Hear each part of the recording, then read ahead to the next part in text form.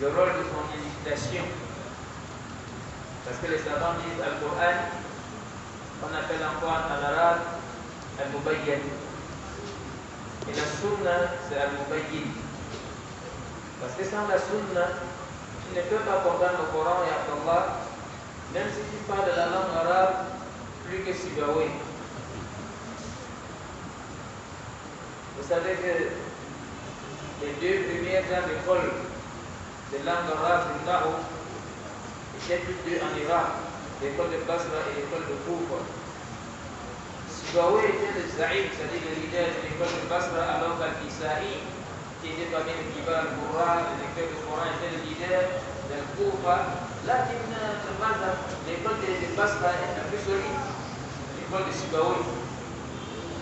Même si tu comprends la langue arabe comme ça, tu ne peux pas comprendre le Coran, sauf si tu as besoin de son explication. Allah Azza, qu'est-ce qu'il a dit dans le Coran?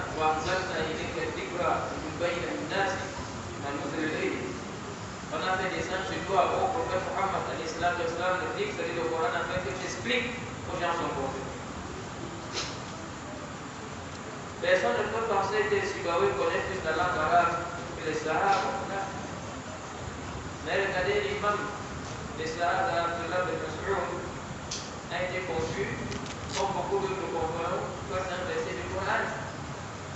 Le jour où Allah a révélé au messager d'Allah, Al-Ladina amanu, wa lam yalbisu imanahum bi zulmin, ulaika lahum al-amn wa hum muhtadun.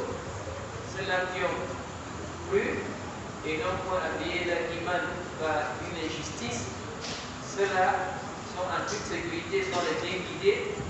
Ce verset a perturbé les Sahara parce que le verset laissait l'impression que la moindre injustice te met en délire. C'est pourquoi Abdullah bin Mas'ud est venu à la tête de cette délégation de confrères poser dans la langue arabe classique cette question au messager d'Allah, Ayyuna laïs de Mounafsa, de quel d'entre nous ne fait pas d'injustice? Dans ce verset, c'est comme l'épée de Damoclès sur nos têtes. Le prophète a dit non, l'injustice, c'est pas comme vous avez compris vous. L'injustice, c'est plutôt ce qui ressort de la langue du serviteur vertueux d'Allah, qui est l'Oumman, lorsqu'il a dit à son fils, Inna shirka dans un mu'arib. Donc, l'injustice dont Allah fait allusion à ce verset du Coran, c'est l'associationnisme de shirk, et non pas le fait d'arracher le pain du voisin ou quelque chose de ce genre. Là, c'est les Arabes qui étaient confrontés à ce verset, mais ils ont eu besoin de l'explication du messager d'Allah. Et ça, c'est vraiment une miséricorde pour l'humanité. Je pense à un récit prophétique. Dans le recueil authentique de l'imam al-Bukhari, écoutez bien ce hadith. Le Rasul dit Inna Allah نظر إلى أهل الأرض فمقتهم عربهم وعجمهم إلا بقايا من أهل الكتاب. Allah a regardé l'humanité tout entière, tous les habitants de la terre, d'un regard qui sied à Allah, les fatalistes et échecs, rien d'incompris. Allah était poussé contre tout le monde. Les Arabes et les non-Arabes, c'est-à-dire ils étaient fâchés contre tout le monde. Les Arabes et les non-Arabes, إلا بقايا sauf excepté un petit nombre de gens, parmi les gens du livre, qui ont suivi la religion, le message laissé par Moussa et Isa. Ils étaient peu nombreux. Le reste des gens, ils étaient dans la défaillance et la déviance. Si bien que le Sahab Jalil, Uzaifa ibn Yaman, qui est considéré comme Assir, c'est qui? Le confident du prophète sallallahu alayhi wa sallam. Parce que le prophète sallallahu alayhi wa sallam, les noms des hypocrites qu'il connaissait, il rappelait pourquoi le prophète sallallahu alayhi wa sallam ne connaissait pas tous les hypocrites. Parce que le monarque, il cache son coup. Et vous savez, le prophète sallallahu alayhi wa sallam ne connaît pas l'invisible. Donc Allah lui révélait certains d'entre eux. Et Allah a rappelé au messager d'Allah qu'il y a certains dont tu ne connais pas. Dans le verset là, il y a dans la terre de Médine les gens, c'est-à-dire la hypocrisie très profonde. Toi, les salats de tu ne les connais pas, mais Allah les connaît. Mais ceux dont tu connaissais les noms, il n'a confié ni à Abu Bakr Siddiq, ni à Omar, ni à Othman, ni à Ali, ni à Talha. Il a plutôt confié à qui? À Huzaifa ibn al-Yaman. Huzaifa ibn al-Yaman, dans un hadith qui est venu dans 3 endroits dans le Sahih Bukhari et dans un endroit dans le Sahih Muslim. Par exemple, dans le Sahih Bukhari, ce hadith est venu dans Kitab al-Imara. Il y a aussi dans la rubrique des Manaqib Huzaifa, les mérites de Huzaifa. Dans le Sahih Muslim, c'est venu dans Kitab al-Fitan, tentation. Huzaifa ibn al-Yaman, écoutez bien ce hadith, pour une partie de ce hadith, il dit Kana al-Nas يسألون رسول الله صلى الله عليه وعلى آله وسلم عن الخير وكنت أسأله عن الشر مخافة أن يهلكني. Il dit pendant que les gens aimaient demander au messager d'Allah sur le bien, moi j'ai préféré demander au messager d'Allah sur le mal. De peur que le mal n'arrive, je ne tombe dans le mal parce que je ne connais pas. Le début de ce hadith nous permet de comprendre que c'est plus facile de connaître le bien que de connaître le mal. Parce que si quelqu'un vient dans la mosquée, par exemple, s'il ne connaît pas la direction de la salat, dès qu'il va faire des tapis en regardant là-bas, quelqu'un va simplement l'orienter à la qibla. Dès qu'il va vouloir entrer avec le pied gauche devant son frère, il va dire attention, la sunna c'est plutôt d'entrer avec le pied droit. Facilement on va connaître le bien. Mais le mal, ce n'est pas la même chose. Ce n'est pas facile. Si beaucoup de gens, quand ils commettent le mal, ils savent qu'ils sont en train de commettre le mal, mais ce n'est pas toujours ça. Beaucoup d'autres, le diable là fait ce qu'on appelle des tazyin. Il leur embellit, comme Allah dit dans le Coran. On a dit le diable leur embellit ce qu'ils font, et ils pensent qu'ils font du bien, alors qu'ils ne font pas du bien. C'est à cause de ça que le poète arabe, il a dit Araftu sharra la li sharrin walakin li tawaqi. J'ai appris à connaître le mal, pas pour le simple plaisir de connaître le mal, mais pour en être préservé. Parce que celui qui ne sait pas distinguer le bien du mal va toujours tomber dans le mal. Et avant la parole du poète, la dua du messager d'Allah, il disait Allahumma, Allahumma c'est Allah. Il dit Allahumma, arina al-haqqa haqqan. وارزقنا اتباعه وارنا الباطل باطلا وارزقنا اجتنابه. Allah fait nous connaître le bien tel quel et aide-nous à le suivre, et fait nous connaître le mal tel quel et aide-nous à nous en éloigner. Donc vous êtes là, il dit radiallahu anhu, pendant que les gens aimaient demander au messager d'Allah sur le bien, moi je préférais demander sur le mal.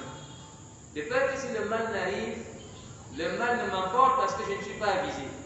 Mais écoutez très bien ce qu'il va dire maintenant, et c'est ça le plus précis de ces hadiths. Il dit Inna kunna fi jahiliyatin wa sharr faja'ana Allahu bi hadha al-khayr.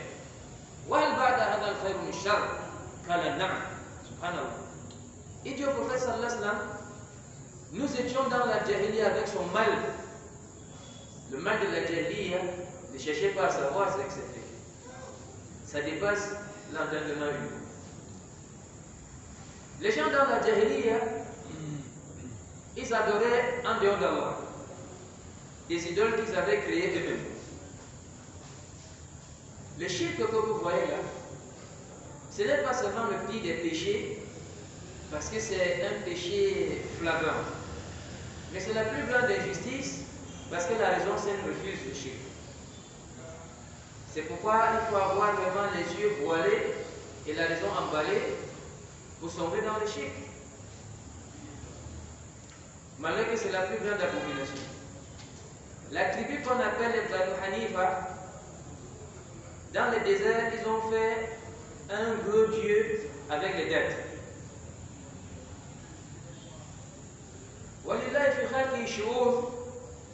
Le peuple a été fauché par une famine.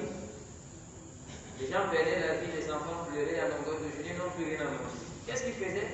Ils allaient sur les dates demander la nourriture, la pluie, et puis ils n'avaient jamais. Ils vont supplier, ils vont immoler les dernières bêtes qui vivaient pour que le Dieu des dettes leur donne à manger. La chose a tellement rien n'a changé, c'est là que quelqu'un de plus intelligent dit on ne peut plus mourir, mangeons notre Dieu. Parce que lui au moins c'est la nourriture, donc on le mange. Sinon, comme il y a à manger, on va être famille. Ils ont mangé leur Dieu. Le Dieu qui vénérait tout de suite s'est retrouvé dans leur ventre. C'est aussi comme ça que l'un d'eux a pris de la viande et du lait, il allait donner à une idole en offrande. À peine il se retourne, il entend les pas derrière, il regarde, c'est un animal, on appelle ça la bassélienne. Qu'est-ce que l'un a fait? L'un est venu manger toute la viande et a bu tout le lait et a uriné sur l'idole. Et il est parti. Il a dit ça là, c'est quand même un Dieu bizarre. Un Dieu dont il allait uriner sur lui là. Donc ils étaient dans les chocours, ils étaient dans l'étonnement de ce qu'ils adoraient, mais le diable les embellissait. L'un d'eux disait, j'ai 7 dieux, un au ciel et 6 sont sur la terre. Quand je suis dans un problème vrai, je me tourne vers celui qui est au ciel. Donc, le shirk était comme ça, et même il n'avait pas une conviction solide. Mais le diable les avait emballés, c'est pourquoi lorsqu'ils étaient dans la vraie gêne, Allah dit, Da'awallah mukhlisin al-awdi. Ils prenaient là des blouses à émanades, ils jetaient, les idoles dans le sac, ils jetaient, quand ils sont dans la mer. Parce que quand ils voient les vents violents qui veulent renverser les navires, ils jettent les idoles dans l'eau et reviennent vers Allah. Mais quand ils tombent en terre ferme, ils commencent à voir faire le shirk, comme si Allah qui les a enlevés dans l'eau ne peut pas les remettre en mer. Et à côté de ces shirk, ce n'était pas tout. Les Arabes, ou certains tribus arabes, ou certains d'entre eux, ils enterraient les filles vivantes. Un enfant qui sort du ventre de sa mère a déjà commis un grand péché. Pourquoi? Parce que c'est une fille. Vraiment, ce genre de situation-ci ne peuvent plus nous étonner si Allah était vraiment fâché et poussé. Parce qu'on ne peut pas voir un être humain qui marche sur cette terre, sauf s'il est fils d'une femme. Sauf Adam alayhi salam. Et ça a ta'bir, sauf Adam alayhi salam et Hawa. Là qui n'a pas les deux, là, tout le monde qui marche sur cette terre vient d'une femme. Si ça c'était le seul mérite de la femme, ça aurait suffi.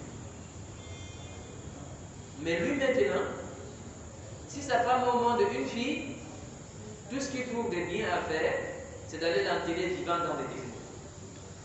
Et vers vous, cher si on annonce à cela la naissance d'une fille, son visage est... Vous savez qu'à l'époque, il n'y avait pas d'échographie. Donc plus le ventre de la femme pousse, plus il ne dort plus. Parce qu'il n'a pas de prévision. Il est totalement abattu. Au fur et à mesure que le terme arrive, c'est fini, il va perdre du poids. Parce que si c'est une fille, c'est la risée dans la société, tout le monde va se moquer de lui, mais ce qui va s'enfuir est pire parce que lui-même il va prendre cette fille-là et aller l'enterrer vivante dans le désert. Allah dit dans le Coran, lorsque la fille qui fut enterrée vivante, vous a demandé quel péché elle a fait pour mériter ce sort. Et quant à la situation de la femme qu'on n'avait pas enterrée vivante, dites tout ce que vous voulez. Il n'y avait pas de personnalité pour la femme. Wallah, les détracteurs et les ennemis de l'islam, vous savez ce qu'ils font? Ils se servent des musulmans imprudents pour agresser l'islam. Parce qu'après dire, quand on voit la situation de la femme avant l'islam et la situation de la femme dans l'islam et après l'islam, il n'y a pas de mokar là. Chaque homme qui connaît les mérites de la femme dans l'islam doit souhaiter être une femme. Ça va.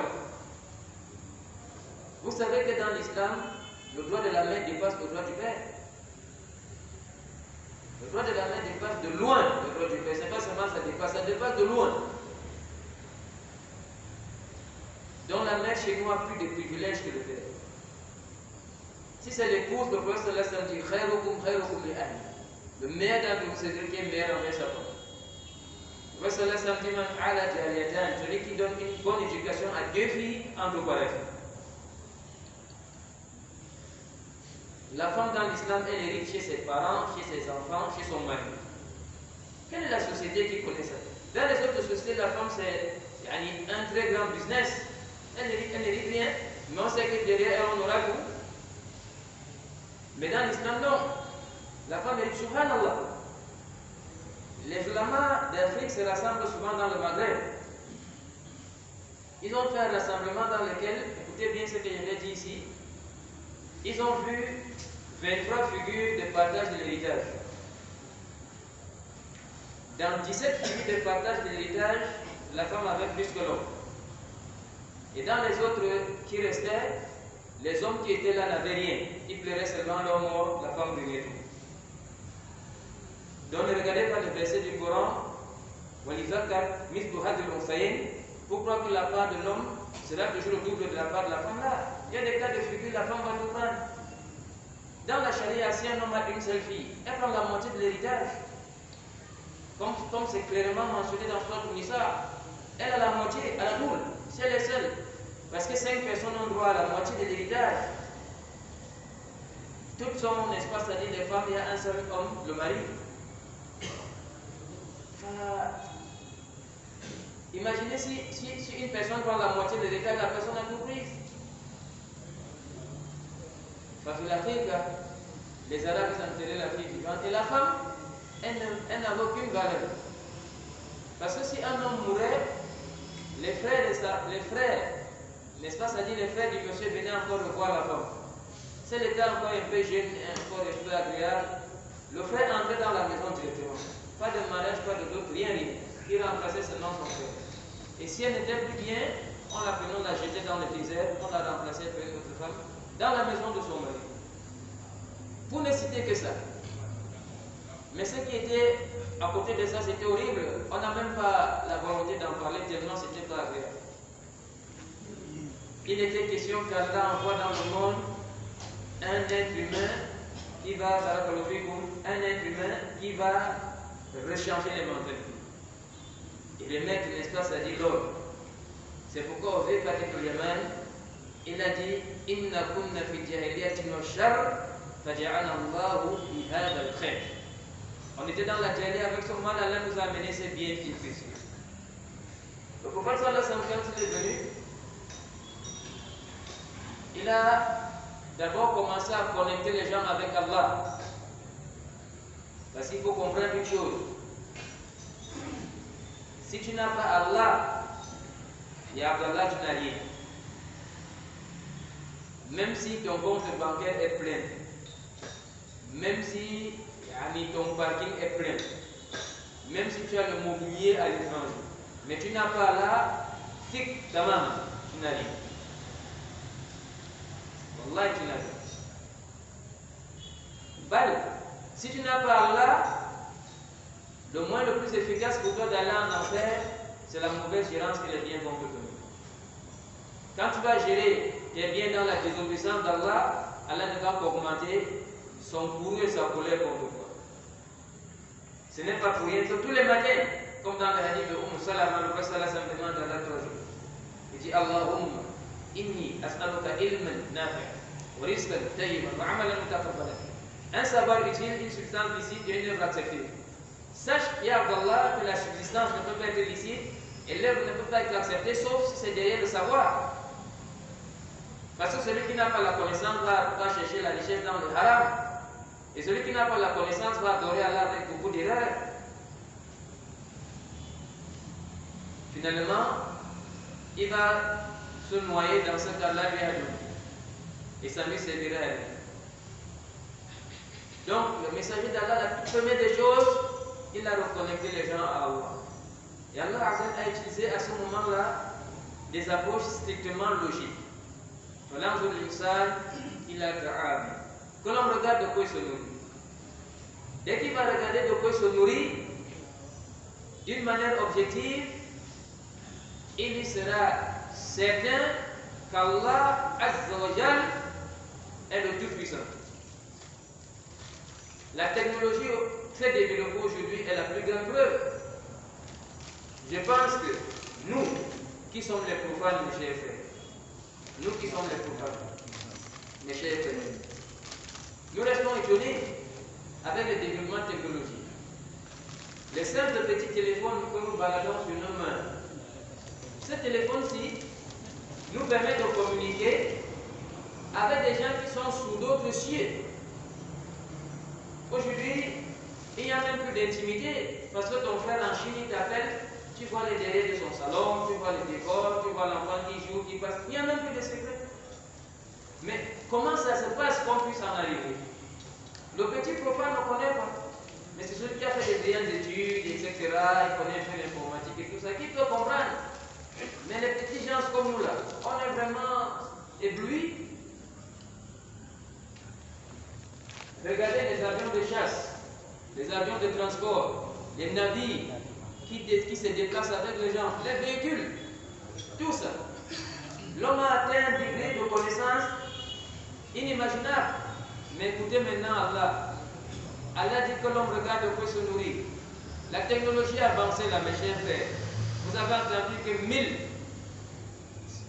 1000 ingénieurs dans les laboratoires les plus sophistiqués, ils peuvent créer un grain de riz. Wallah, ils ne peuvent pas créer un grain de riz. Ils peuvent pas. C'est là qu'Allah attire ton attention. Dans l'âge de l'insan, il a ta'am. Que l'on regarde de quoi il se nourrit. Khalas, il saura qu'Allah Azzawajal est tout puissant. Il saura qu'Allah subhanahu wa ta'ala barakallahu fikum mérite seule l'adoration. L'homme même dans sa création,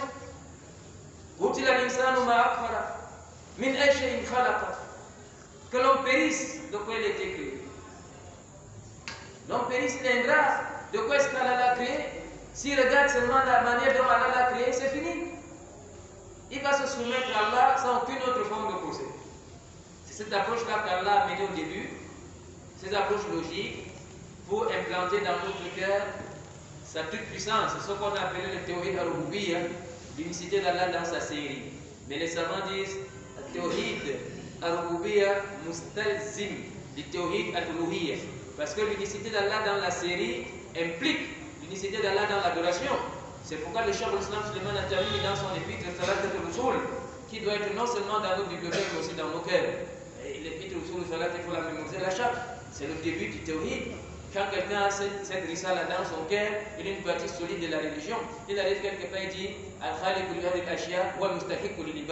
il dit c'est le créateur de toutes ces choses qui méritent vraiment d'être adoré. C'est celui qui a tout créé qui mérite. Regardez Allah Azza dans tout le Coran. Si Allah veut montrer sa toute puissance, il a un seul élément qui revient toujours, c'est la création. Allah nous parle de ce qu'il a créé. Allah dit dans le Coran, au sujet, n'est-ce pas, de toute la création, Allah subhanahu wa ta'ala, n'est-ce pas, ne fait que mentionner la création, la création, la création. Allah Azza wa Jal, lorsqu'il a signifié qu'il est implanté sur la terre, n'est-ce pas, ça dit des piquets. N'est-ce pas, ça dit des piquets. Voilà, c'est fini. Pour que la terre ne s'ébranle pas avec l'être humain. Allah nous dit des piquets qui maintiennent la terre en équilibre. Allah mentionne seulement la création. Avant de nous mentionner qu'il c'est lui qu'on doit adorer. C'est pourquoi dans un verset là, rassemble tout ça, qu'est-ce qu'Allah dit? Afaman yakhluq kaman la yakhluq. Sont-ils pareils, celui qui crée, celui qui ne crée pas? Ils ne sont pas pareils. Ils ne sont pas pareils. C'est pourquoi Allah subhanahu wa ta'ala, à travers la langue d'Ibrahim alayhi salatu wassalam, qu'est-ce qu'il dit à son peuple? Ata'buduna ma tanhitun. Allez-vous adorer ce que vous avez sculpté vous-même avec vos mains? Wallahu khalaqakum wa ma ta'malun. Alors que c'est Allah qui vous a créé, tout ce que vous faites. Le premier argument qu'Allah donne lorsqu'il nous demande de lui faire le culte dans le premier commandement du Coran, Ya ayyuhan nas u'budu rabbakum alladhi khalaqakum. Oh, vous les hommes, adorez votre Seigneur qui vous a créé. Donc le prophète sallallahu alayhi wa sallam est venu nous connecter avec Allah pour que le tawhid s'imprègne dans notre cœur. Ça, c'est la première dimension du tawhid. Mais cette dimension, elle est complétée par ce qu'on appelait al-muttaba'. C'est pourquoi le tout premier pilier de l'islam, c'est la shahada Allah et la shahada que Mohammed est son serviteur et son messager. Qu'est-ce que ça veut dire Mohammed est le serviteur et le messager d'Allah? Les savants ont regroupé ça en quelques mots. Dans la langue arabe, ils ont dit tasdiquhu fima akhbar. Il faut considérer comme vérité tout ce que le prophète sallallahu alayhi wa sallam nous a enseigné. C'est-à-dire, ne dis jamais que le prophète sallallahu alayhi wa sallam c'est un être humain. Il peut parler étant fâché, il peut parler étant content. Donc quand il parle étant fâché, il peut amener des choses qui ne sont pas cohérentes. Moi je préfère prendre ses paroles seulement quand il est lucide et content. Là, le prophète sallallahu alayhi wa sallam ne change jamais sa parole, quel que soit son état. Tout ce qu'il va dire, c'est la vérité. Dieu, ta'atu fi ma'amar. Il faut lui faire obéissance dans ce qu'il a ordonné. Si le messager d'Allah a ordonné quelque chose, ya Abdallah, tu n'as pas une autre forme de procès qui te plie. C'est tout. Maintenant, il faut s'abstenir de ce qu'il a interdit et a mis en garde. S'il a interdit quelque chose, il a mis en garde quelque chose, oublie ça. Barakallahu fik imtisal par obéissance, laisse-la tomber. Maintenant, wala na'bud Allah illa bima shara. On ne doit pas adorer Allah sauf de la manière dont il a légiféré. Si ce que nous avons dit, tu n'intègres pas dans ta vie, ta parole Mohammed est le messager d'Allah, c'est une simple prétention. Elle n'a pas de valeur. Tu as raconté quelque chose avec ta langue qui n'est pas dans ton cœur et tu n'es plus différent des munafiqoun. Parce qu'Allah dit à la sujet, yaquluna bi alsinatihim ma laysa fi qulubihim. Ils disent avec leur langue ce qui n'est pas dans leur cœur. Et vous devez connaître, mes chers frères, mes chers parents, que la dimension du cœur, c'est la dimension la plus importante. C'est à cause de ça que Cheikh Ibn Taymiyyah disait Man itakad al-amal wa lam ya'mal faqad ata juz'an min al-amal. Mémorisez ça comme la sourate al-Fatiha. C'est un qaïda azima chez nous dans l'islam. Il dit Man itakad al-amal wa lam ya'mal faqad ata juz'an min al-amal. Celui qui conçoit que quelque chose est légiféré par Allah, même s'il n'a pas pratiqué cette chose, il est déjà venu avec une partie. Parce que pour qu'Allah accepte ton œuvre, il faut que le cœur et le corps se rassemblent. Donc tu conçois dans ton corps, dans ton cœur et tu pratiques avec ton cœur, ton corps et Allah l'accepte. Donc tu conçois dans ton cœur, tu pratiques avec ton corps, Allah accepte. Mais si par exemple tu pratiques avec ton corps et que le cœur refuse, Allah ne te regarde pas. C'est le nifaq. Tu es munafiq. Tu laisses apparaître le vrai et tu caches le faux. Allah ne regarde pas ça. C'est le cœur qui est le asl. C'est le cœur qui est le asl. Chaque fois que le cœur a déjà accepté quelque chose, c'est déjà bien. Parce que tu es venu avec une partie. Et la partie la plus importante d'ailleurs. N'est-ce pas dans le hadith Man hamma bil hasan wa lam ya'mal. Celui qui conçoit, il a l'intention de faire une bonne œuvre. Et ne parvient pas à faire cette bonne œuvre parce qu'il n'a pas la possibilité. Allah lui prescrit une bonne œuvre. C'est à cause de ça qu'Imam Ahmad ibn Hanbal, écoutez bien cette parole. L'imam Ahmad ibn Hanbal, vous savez ce qu'il a dit? Il a dit si quelqu'un prend la ferme intention aujourd'hui, écoutez bien cette parole, il dit si quelqu'un prend la ferme intention aujourd'hui, que dans 30 ans il va boire l'alcool, on lui compte les péchés dès aujourd'hui. On lui compte les péchés dès aujourd'hui, aussi longtemps que cette intention est ferme. Parce qu'il y a des intentions, les intentions au niveau par niveau. Quand ça n'a pas encore atteint l'espace, c'est-à-dire le azm, ça encore, ça se joue. Il y a ce qu'on appelle al-hajiz, al-khati, kalamun nafs, al-ham, al-azm. Quand ça atteint le degré le plus élevé de la niya, même si tu ne poses pas là, on considère ça. Que ce soit la bonne œuvre ou le péché, on considère. Mais quand c'est encore un peu petit, une simple pensée qui passe dans ta tête, tu ne prêtes pas attention, Allah aussi te pardonne. C'est pourquoi Ibn Qayyim dans son livre Rawdatul Anwar, non pas Rawdatul Anwar, quel est le livre d'Ibn Qayyim là? Il a beaucoup de livres, c'est vrai. Mais il y a un livre là, Imam Uthman, ذكرت كتاب ابن قيم هذا ليس القواعد لكن قبله لا ذكر فيها باب ذم الهوى. ذم الهوى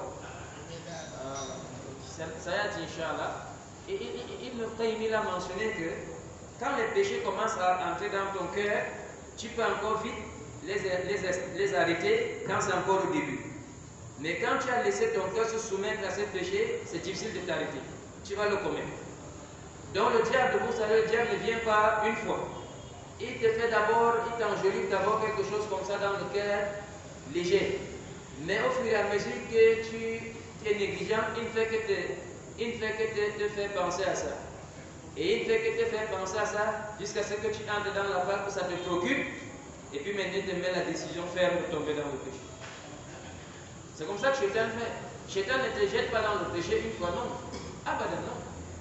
Il injecte un peu. C'est pourquoi on appelle les waswas. Vous connaissez les waswas? C'est des petites insufflations dans le cœur. Ce n'est pas des choses lourdes. Mais le diable les amène graduellement, jusqu'à ce que tu tombes dans le péché. C'est un peu comme ça. Donc, effectivement, le cœur, c'est le lieu le plus important du corps. Aussi, en même temps que c'est le lieu de regard d'Allah, c'est aussi, n'est-ce pas, le lieu de préoccupation du Shaitan. Parce que Shaitan sait que quand le cœur a sombré, tu es fini. C'est pourquoi Allah dit dans le Coran, le moment n'était pas venu pour que ceux qui ont cru, que leur cœur frémisse par le rappel d'Allah. Parce que le cœur, là, c'est dans le récit de Nu'man ibn Bashir, c'est le plus grand dalil, c'est pourquoi Allah dit dans le Coran, parlant du jour de la résurrection, Yawm, la yanfa'u malun wala banun illa man ata Allah bi qalbin salim. Yawm al-Qiyamah, c'est le cœur paisible qui va sauver son porteur. Inwan al-Kitab ya Sheikh Dakar, Rawdat al-Muhibbin. C'est dans ce livre-là qui ne doit pas manquer dans nos bibliothèques, il faut l'avoir. Parce qu'Ibn Qayyim a cette particularité, on l'appelle Tariqul Qulub. C'est quelqu'un qui te fait frémir. Ibn Qayyim, à vrai dire, il a une approche différente. Quand il enseigne l'islam, il te fait comprendre que même si les apparences sont très bien, mais ce n'est pas plus important que la purification de l'âme. Tant que tu n'estimes pas encore cette chose-là, tu vas beaucoup te tromper. C'est pourquoi un peu de ça, lorsqu'Allah dit dans le verset du Coran, Inna Allah ya'mur bi'adl wal ihsan, il a dit al-adl, c'est que tu fasses en sorte que ce que tu caches soit comme ce que tu laisses apparaître. Mais l'ihsan, il faut que ce que tu caches soit meilleur que ce que tu laisses apparaître. Parce qu'Allah dit dans le Coran, Afala ya'lamu, idha bu'thla ma fi al-qubur wa hussila ma fi sudur. Donc dès que les gens sortent des tombes, Allah dévoile le contenu des cœurs. Est-ce que l'un de nous est conséquent? Le cœur là, c'est Allah seul qui connaît. Mais dès que tu sors de la tombe, Abdallah, Allah dévoile le contenu de ton cœur. Ce n'est pas facile, c'est très difficile. C'est pourquoi Allah appelle le jour de la résurrection, Yawma tubla as-sarair. Le jour des secrets seront dévoilés, les secrets du cœur. Il faut beaucoup veiller sur le cœur. Il faut beaucoup veiller sur le cœur. Allah regarde le cœur et les œuvres. Il faut beaucoup veiller sur le cœur. Et les œuvres n'ont aucune valeur sauf si